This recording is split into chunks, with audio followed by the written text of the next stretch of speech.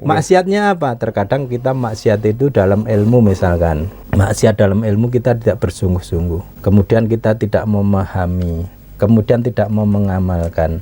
Dalam kondisi apapun, dia punya jabatan, dia punya uang, dia punya kedudukan, ini di hadapan Allah itu sia-sia. Iya.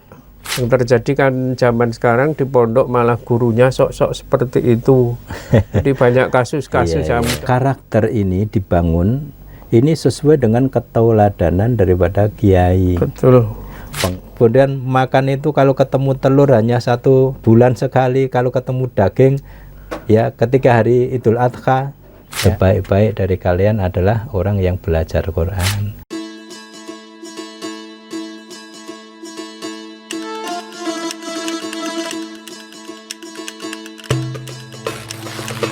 Assalamualaikum warahmatullahi wabarakatuh. Waalaikumsalam warahmatullahi wabarakatuh. Alhamdulillahirabbil alamin, wassalatu wassalamu ala asyrafil mursalin wa ala alihi wa sahbihi ajmain, amma ba'd. Bersyukur pada Allah saat ini kita bisa diketemukan oleh Allah di acara podcast Ukhuwah Yayasan Jamaah Haji dengan narsum beliau Bapak Haji Sugianto SAG. Beliau seorang tokoh terkenal di Saentero Klaten dan tokoh pejuang amar ma'ruf nahi mungkar sekaligus pengurus di Yayasan Jamaah Haji Klaten. Saat ini kita akan bincang-bincang terkait dengan kepondokan atau kepesantrenan dengan tema utama membangun moralitas mulia melalui pendidikan pesantren yang berbasis tahfidzul Quran dan pengasuhan Islami. Sebelum kita berlanjut, barangkali nanti Pak Sugianto yang terkenal dengan Pak Gi begitu, mudah-mudahan bisa menyampaikan beberapa hal terkait pesantren ini dengan berbagai aktivitas yang ada. Kemudian barangkali pesantren yang lama ini dengan model sekarang berbeda, maka banyak muncul pesantren-pesantren modern yang itu disesuaikan dengan kebutuhan zaman. Jadi barangkali terkait menikah termasuk ada sekarang Gen Z, generasi Z, ini perlu yang tua juga menyesuaikan diri dengan berbagai kemajuan teknologi maupun AI dan lain sebagainya. Oleh karena itu, karena di sana sini perlu penyesuaian, hari ini kita mencoba untuk barangkali memberikan sedikit sumbangsih untuk pesantren kita, sebaiknya dikelola seperti apa dan perlu komponen-komponen apa yang amat sangat vital. Ahlan wa sahlan Pak Gianto. Ahlan bik, syukran. Haluk. Alhamdulillah bil khair. Alhamdulillah. Sama-sama sehat. Meskipun beranjak tua Bapak Ibu yang kami hormati, jadi makin tua ini mudah-mudahan tetap disyukuri.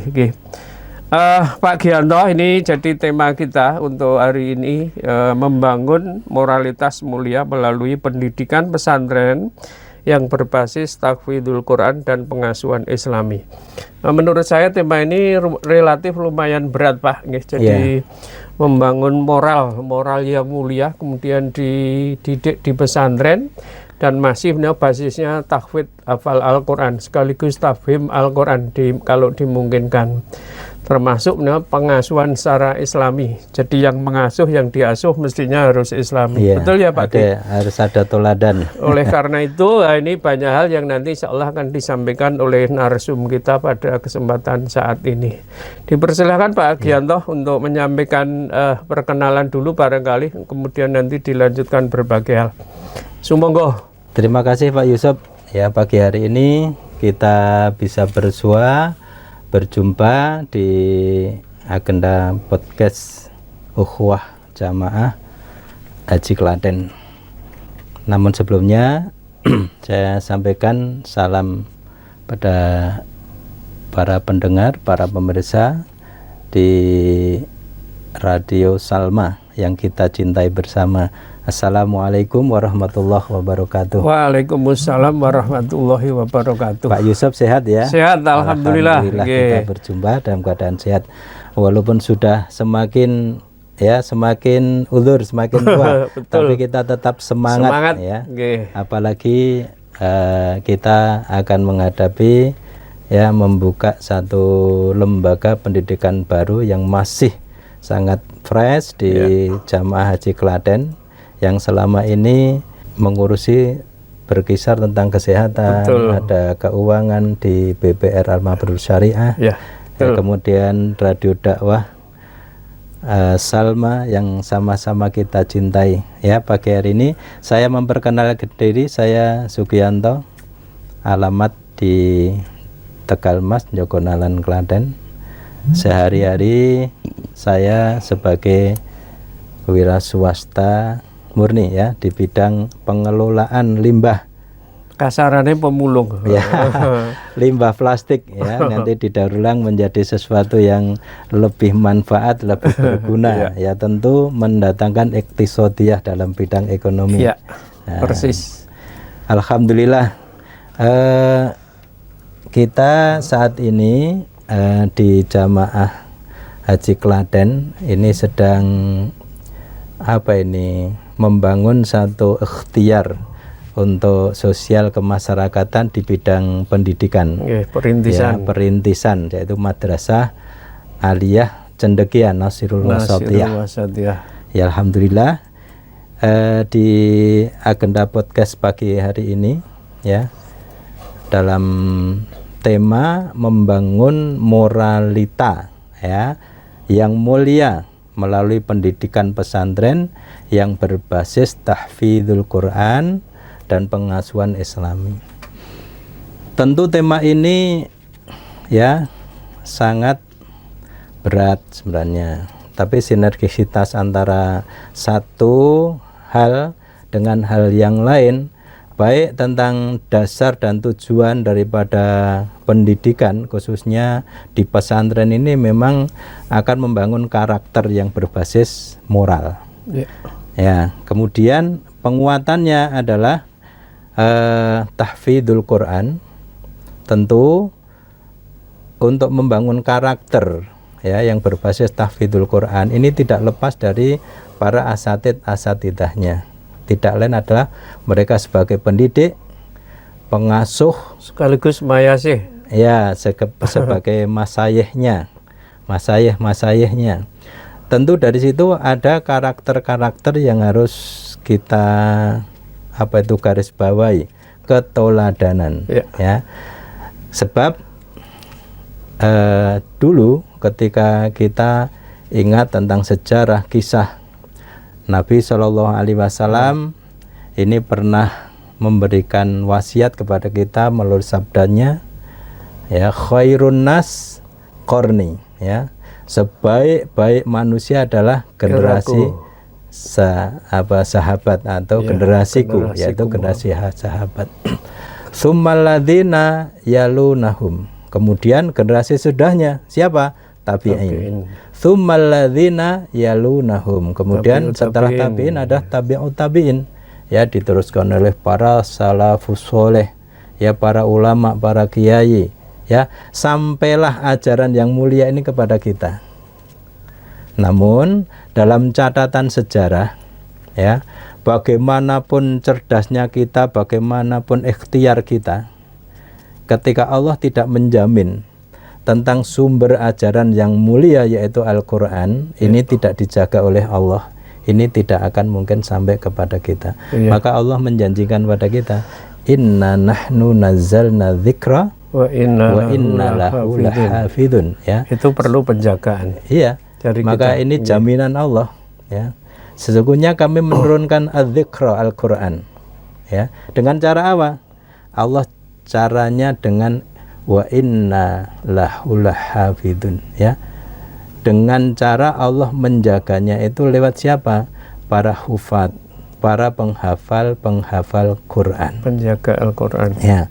Maka secerdas apapun orang, saya contohkan satu generasi terbaik setelah tabi'ut tabi'in ya, ini adalah Imam Syafi'i. Imam Syafi'i ini sejak di dalam kandungan sudah sangat istimewa. Ya. Beliau ini kalau dalam standar umum ya, ibu mengandung seorang anak itu 9 bulan 10 hari.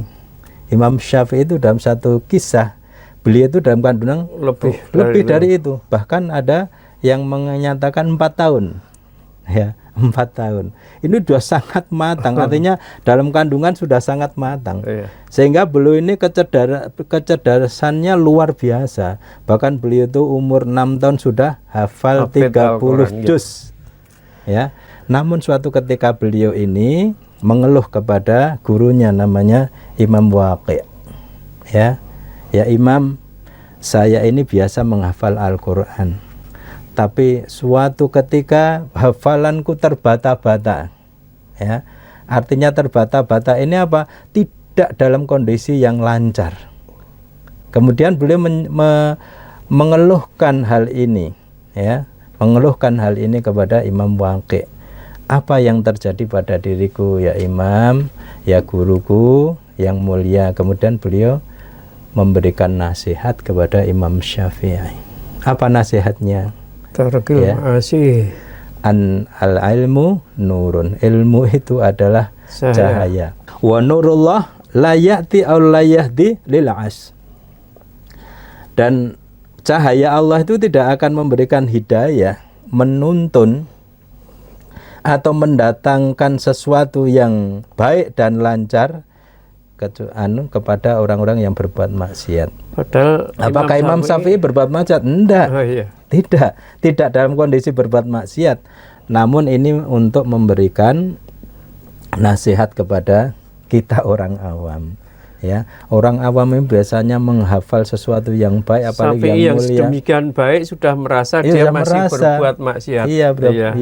Maksiatnya kalau dibanding apa? Kita nggak ada bandingannya. Maksiatnya apa? Terkadang kita maksiat itu dalam ilmu, misalkan maksiat dalam ilmu kita tidak bersungguh-sungguh.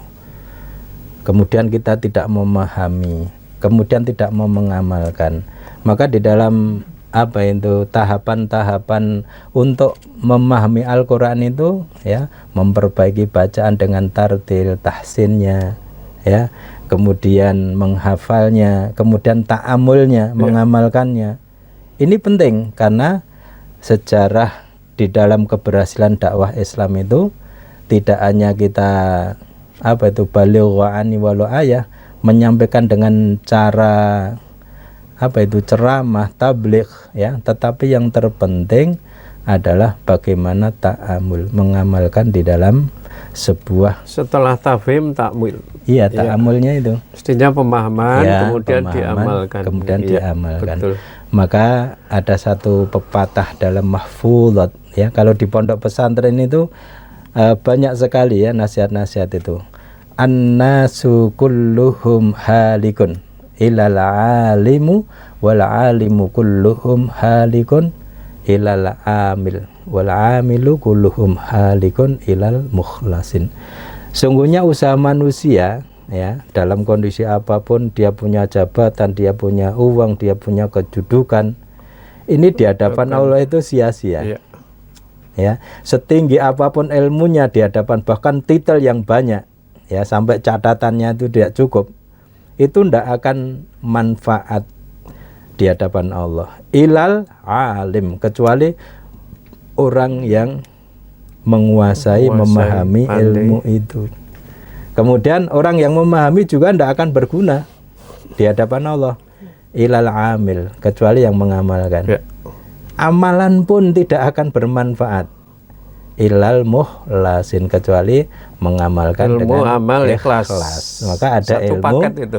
Amal, ikhlas. Maka di dalam membangun karakter moralita mulia, ya, melalui pendidikan pesantren yang berbasis tahfidzul Quran, ya, dan pengasuhan Islam ini, sejarah ini penting. Sangat penting. Ya, sejarah ini penting. Karena memang apapun dasar dari seluruh yang baik, yang mulia ada Al-Quran dan As-Sunnah.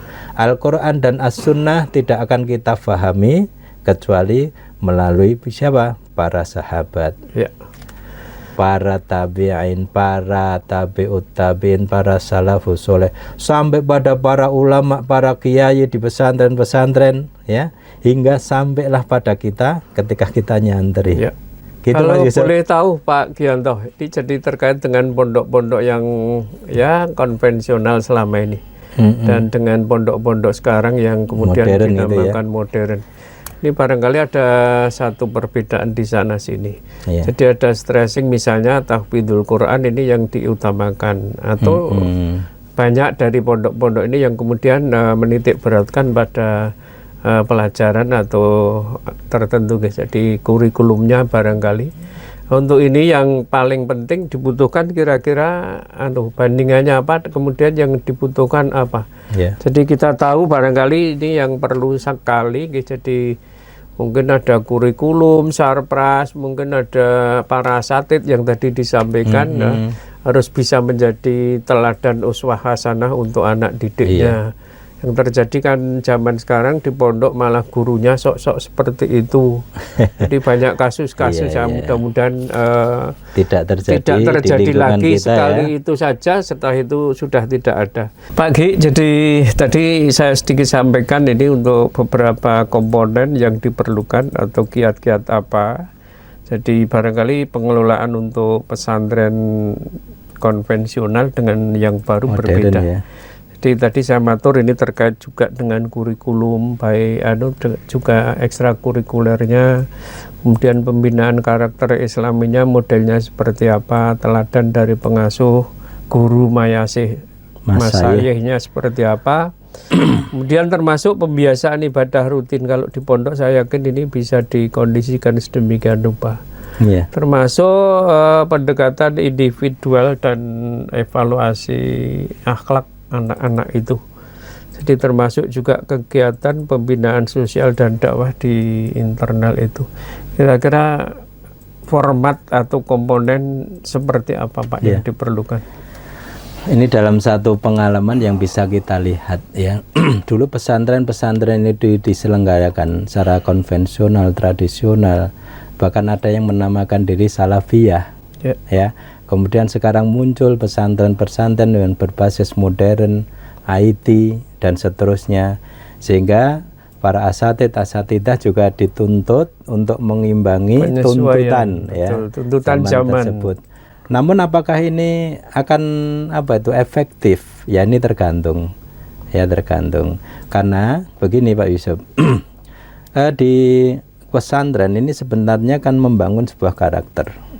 Ya. Karakter ini dibangun ini sesuai dengan ketauladanan daripada kiai, pengasuh, ya, daripada pesantren, dan itu merupakan simbol. Jadi pesantren-pesantren yang bisa besar bertahan sampai hari ini, bahkan yang punya karakter konvensional, tradisional, salafiyah, bahkan sampai bertahan saat ini adalah siapa yang menjadi simbol adalah kiainya. Bahasa kasarnya sing dekemi sapa ya Pak? Iya. Yang jadi panutan imam di situ. Karena itu merupakan satu toladan yang luar biasa. Seperti zaman Nabi. Ketika zaman Nabi masih sugeng, ya. Ini menjadi magnet yang luar biasa. Kemudian diteruskan oleh para sahabat-sahabat Nabi dari Khulafaur Rasyidin, ya. Ini juga menjadi magnet, kemudian diteruskan pada generasi tabi'in, tabi'ut tabi'in, dan seterusnya hingga hari ini seperti itu. Ada satu catatan yang penting, bahwa ternyata para santri, ya, yang bisa menteladani daripada masayihnya, daripada kiainya, daripada pengasuh, itu adalah keteladanan dari para pembimbing pengasuh dan juga para kiainya ini. Harian 24 jam. Iya, harian 24 jam, bahkan itu istilahnya diengkremi, ya, diengkremi betul-betul 24 jam. Mereka kasih sayang, ya, seperti keluarga sendiri, bahkan kebiasaan-kebiasaan yang dilakukan oleh para asatidnya, para kiai, ya, terutama yang menjadi menjadi panutan utama, ya, apapun mulai dari karakter berbicaranya, memulai dari kebiasaan-kebiasaan yaumiyah harian, ini menjadi sunnah seakan-akan, ya, karena di dalam pondok itu ternyata ada sunnah, ya, ada sunnah kepondokan, ada kebiasaan yang turun temurun, yang itu baik, betul, ya, yang itu baik, dan itu akan membuat karakter daripada santrinya itu akan terus mendarah daging, bahkan itu tidak akan hilang selamanya. Lah sekarang munculnya pesantren-pesantren modern ini ada satu kelemahan. Pertama dalam bidang dasar-dasar keilmuan seperti ilmu-ilmu alat, ya. Kalau di dalam bahasa Arab itu ada ilmu alat, ada nahwu, ada sorof, ada balaghah, ada mantik, ya, dan seterusnya. Lah ini, ya, bagi mereka para asatid yang mungkin sekarang ini tidak memperhatikan keilmuan dasar ini, ya, nggak sempat baca Alfiyah, nggak sempat baca Mabadi, nggak sempat, nanti repot, ya, nanti bahkan mereka belajarnya dari Google, ya. Nah, ini repot. Oleh sebab itu kami yang istilahnya juga mengalami, ya, pondok-pondok yang tradisional, pondok-pondok yang konvensional, ya, mengalami jadi santri begitu dengan peralatan yang sangat terbatas, makan seadanya. Bahkan kami masih ingat makan, ya, di pagi hari antri panjang pakai piring dengan segala kesederhanaan, ya, dan kekurangannya. Sayurnya, kemudian makan itu kalau ketemu telur hanya 1 bulan sekali, kalau ketemu daging, ya, ketika hari Idul Adha, ya, hariannya apa? Pakai karak, pakai tempe 1 dan tidak boleh tambah. Dan itu yang membuat kami ini bertahan dan menjadi satu karakter, membentuk karakter yang, ya, luar biasa. Yang luar biasa. Termasuk sekarang, kesederhanaan. Sekarang santri-santri ini kan dimanjakan dengan sarana prasarana. Ya, ketika mereka pulang, mereka tidak tahu pekerjaan membantu orang tua sama sekali. Ya, ini ada satu kelebihan dan kelemahan beda zaman mungkin, ya. Tapi insya Allah, ya, pesantren-pesantren yang masih mengakomodir antara yang tradisional dengan ditambah kesempurnaan dengan yang modern, ya, insya Allah itu nanti karakter lama, ya, tetap dipertahankan. Basicnya, ya, ketauladanan, tetapi tuntutan secara modern, ya, untuk mengimbangi tuntutan ilmiah, teknologi itu tetap di satu keniscayaan itu. Jadi karena memang zamannya harus begitu. Iya. Artinya kalau di sana ada tuntunan atau tuntutan, ajarilah anakmu sesuai juga dengan zamannya. Artinya tetap basicnya tadi ada, kemudian pengembangan untuk mengikuti zaman terus. Yang agak berat barangkali Pak ini di pesantren yang basisnya harus tahfidzul Quran. Artinya entah hafalannya berapa juz, berapa surat, ini kan jadi satu kebutuhan ada yang paling target penting. Ya Pak Yusuf, ya. Karena ketika menghafalkan Al-Quran kan ini di beberapa tempat mereka diharuskan untuk menjauhi hal-hal yang nanti akan mengganggu hafalannya, termasuk HP ini barangkali kan tidak boleh, ya, tidak boleh digembol, tidak boleh dipegang selama jadi kecuali mereka fokus tertentu, ya, waktu hari libur itu, ya. Ini kan harus dijaga betul gitu. Jadi kalau tadi sudah disebut di awal, nek maksiate ono mlebu ngapal iki yo angel ngene. Ini mengganggu. Hati dapat masuk bersih, 1 hilang 2 lah. Makanya ini kan pengkondisian untuk salah satunya tahfidzul Quran. Ini harus dijaga betul, kemudian kemaksiatan sebisa mungkin dijauhi sejauh-jauhnya. Nah, termasuk yang di sini ini kan tahfidzul Quran itu bukan pekerjaan yang gampang. Kalau memang azamnya, niatannya memang tidak fokus, ini bisa jadi buyar. Yang kedua Pak, pengasuhan Islami ini kan yang tadi ini tuntutan atau tuntunan buat adik-adik atau ya siapa saja yang pengen di sana kan, ya, Islami itu kan praktek keseharian. Islam ini harus diwujudkan dalam bentuk. Kalau tadi ya amaliyahnya masayihnya nyontoni 24 jam tidak basa-basi, tapi memang dia kerjakan ya seperti itu apa adanya. Kemudian anak didik ini melihat, oh Pak guruku seperti ini, Saya punya model format seperti Pak Guru ini. Meskipun mungkin kalau melihat kelemahannya mungkin ada 1-2.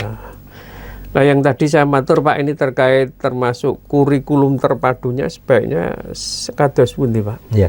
Jadi ini memang untuk menyesuaikan zaman itu tadi Pak. Ya. Jadi gini, pendidikan modern atau pesantren, pondok pesantren modern yang berbasis tahfidzul Quran. Ini memang kalau kita tahfidzul Quran itu sendiri sak gawean. Iya. Okay. Jadi nanti kalau kita sinergikan ya, ini nampaknya tidak mudah.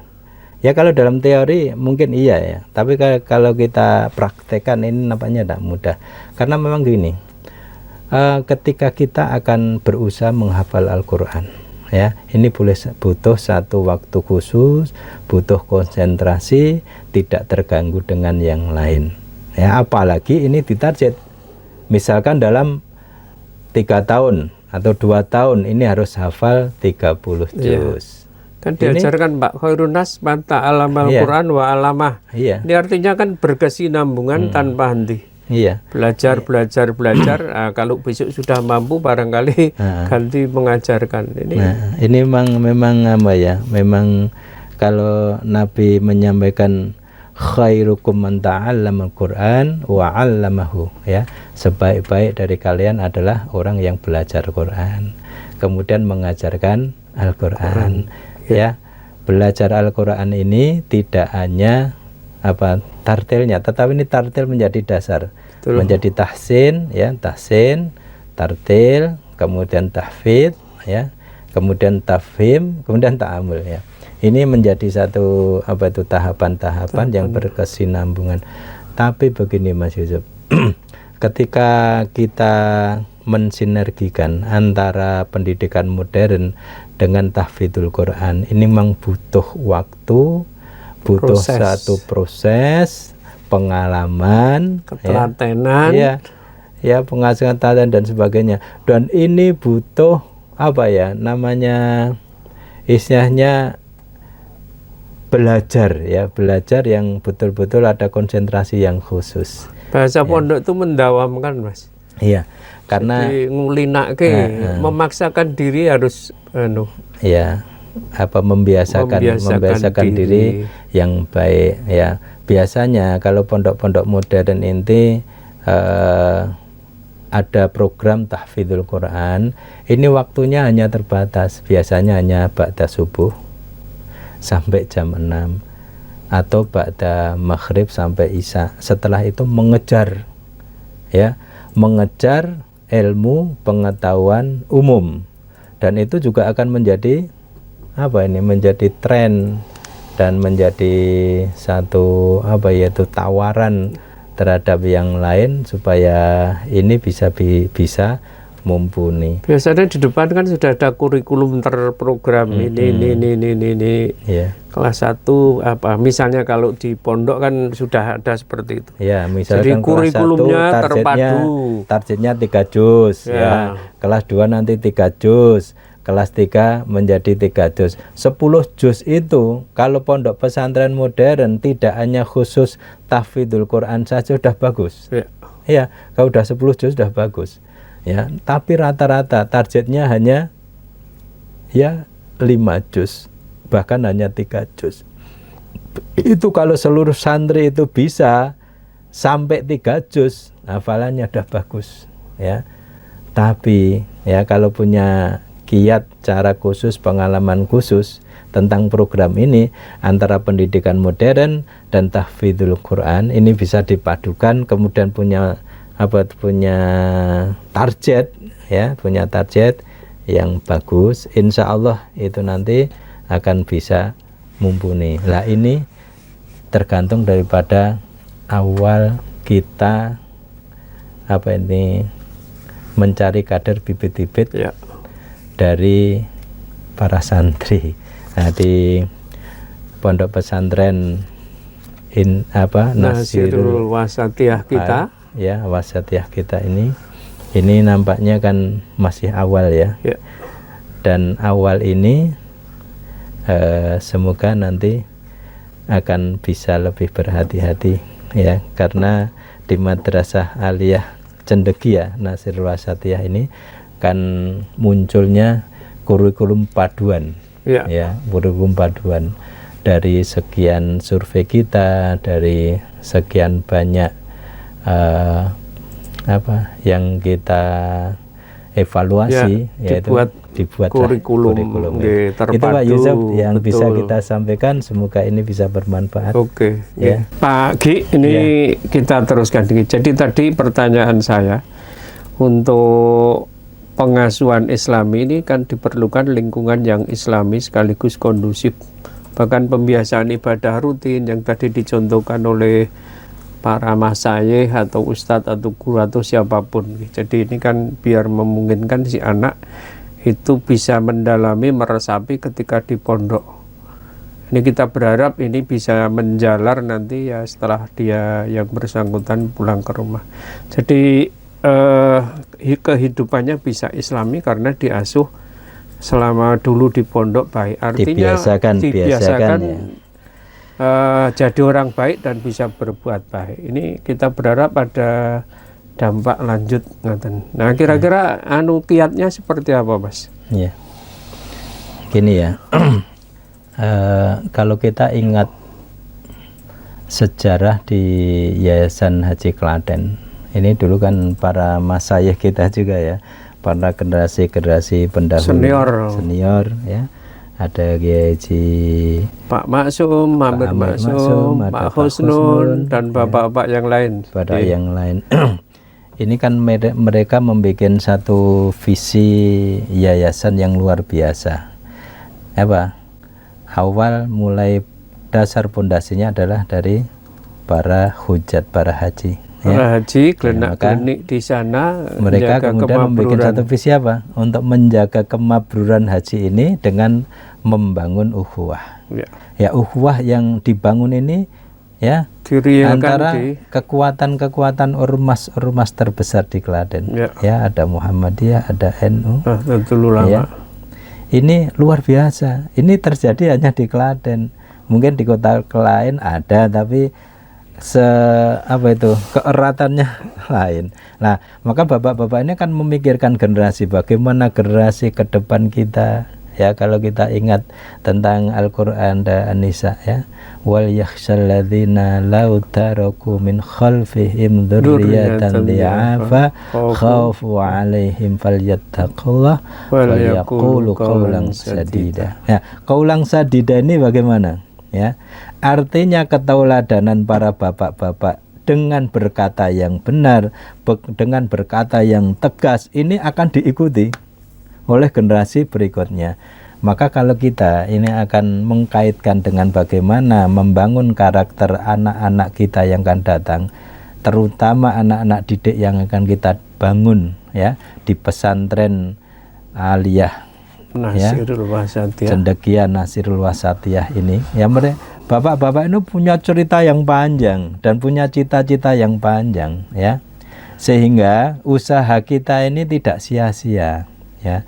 Sehingga cita-cita daripada bapak-bapak kita, pendahulu-pendahulu kita ini akan terus menjadi amal jariah ya, yang keteladanan mereka dengan keikhlasan mereka sehingga terwujudlah satu amal usaha ya yang begitu sekarang menjadi mercusuar di Klaten ya, dari yayasan hajinya yang kuat, rumah sakitnya ya, rumah sakit ya, kemudian ada bank BR Syariah, dan ini perkembangannya bahkan mendapat satu prestasi di kancah nasional yang luar biasa ya. Ini disusul SDM-nya bagus, SDM yang bagus. Maka nanti di Madrasah Aliyah Cendekia Nasirul Wasatiyah ini dalam rangka mencari kader dari para asatid, para pendidik ya, para guru-gurunya ini dari seluruh Indonesia Pak Yusuf. Namanya sudah Nasirul Wasatiyah, artinya pembela atau penolong untuk wasatiyah. Iya, kebangsaannya. Jadi kita mengambil itihad di sana. Iya, itihadnya di situ. Sejarah dari bapak-bapak itu sudah. Itu diabadikan di situ. Ya oleh sebab itu mereka dalam mewujudkan visi daripada yayasan ini itu nanti akan terwujud ya di kader-kader kita ini nanti, supaya mereka itu menjadi manusia Islam yang moderat, ada tasamuhnya, ada tawazunnya, ada ta'adulnya. Jadi toleransi yang sifatnya ini tidak toleransi bebas tapi terukur ya. Ada tawazun, ada ta'adulnya ya. Kebijakan di dalam mengamalkan daripada ajaran-ajaran Dan itu Islam. tugas PR berat. Karena emang anak-anak didik kan mayoritas dari latar belakang yang berbeda-beda, daerah yang berbeda-beda. Sehingga ini jadi PR bersama. Senior-senior kita barangkali sudah nyontoni. Apapun itu latar belakang ormasnya, tetapi ketika kita di satu sudah proyek di yayasan, ini, alhamdulillah. Itulah kerja kita Dan bareng, ini tanggung jawab unik kita barangkali bareng. di Indonesia ya Mas. Keunikan Jadi itu justru jadi menjadi ada di istimewa, Klaten. ya, jadi istimewa. Yang lain dong gumun kok iso begitu. Alhamdulillah di Klaten bisa. Jadi saya ini kira perlu itu dikembangkan.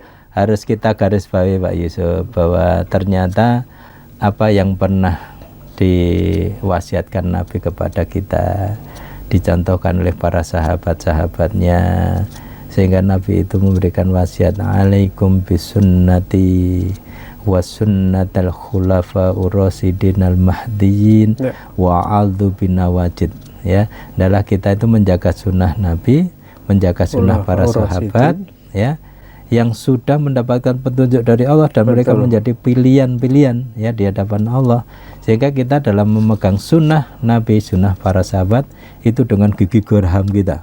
Ya, nah, ormas-ormas besar yang ada di Klaten, baik Muhammadiyah maupun NU, ini melestarikan ini ya, tidak keluar dari garis apa yang telah ditetapkan oleh Nabi, tidak yang telah ditetapkan oleh para sahabat Nabi. Nah, kita inilah generasi-generasi yang harus pandai-pandai menjaga ukhuwah ini agar langgeng.